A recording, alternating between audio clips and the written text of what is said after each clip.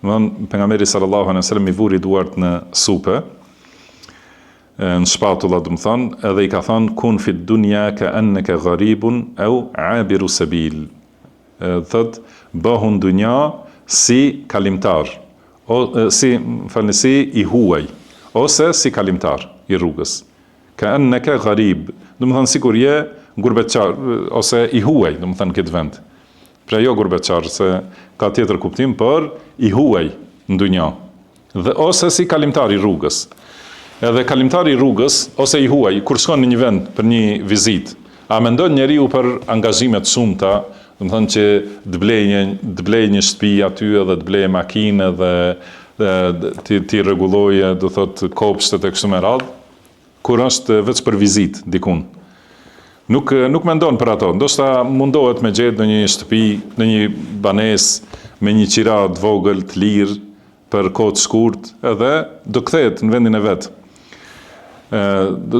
Interesohet për diçka. Shikoj, ky hadith është hadith i balancit mes, sikur në fillim që e tham për zuhdin, mes braktisjes dunjas dhe angazhimit me dunja.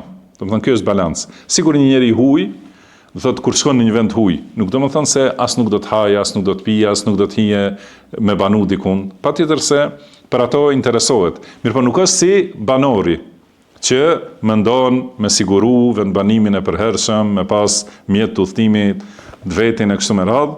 Do më thënë, është njeri që bën shkaqet e dunjas, që ta ketë jetesën e lehtë, mirë po si i huaj në këtë vend. Sepse vendi i përhershëm i njeriut është ahiret, i besimtarit, është xheneti.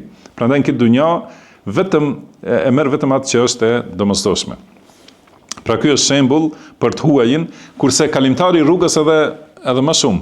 Do të thënë kjo është një shkallë edhe më e lartë e zuhdit. Do të thënë sigur ai që është duke kalu, nëse ndalet për një orë gjysmore të pushojë në një vend, ai edhe më pak angazhohet me ndërtimin e atij vendit, ose nëse e gjen një hije të mirë, pi pak ujë edhe vazhdon. Do thotë në këtë mënyrë ka thënë pejgamberi sallallahu alaihi wasallam, bëhu në dunja si i huaj ose kalimtar i rrugës.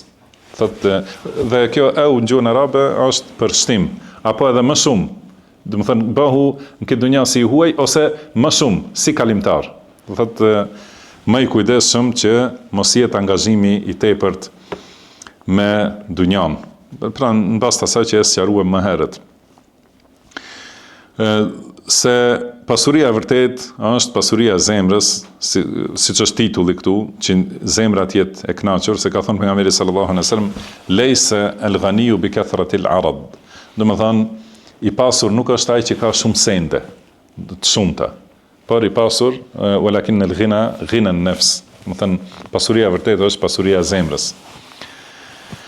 Dhe shumica e njerëzve janë të tillë, si ka thënë pejgamberi sallallahu alaihi wasallam, nëse i jepet robit të Ademit një lugin me arë, do ta kërkojë edhe një tjetër, 2. Edhe nëse i jepet e dyta, do ta kërkojë tretën. Asnjëherë nuk ngopet njeriu.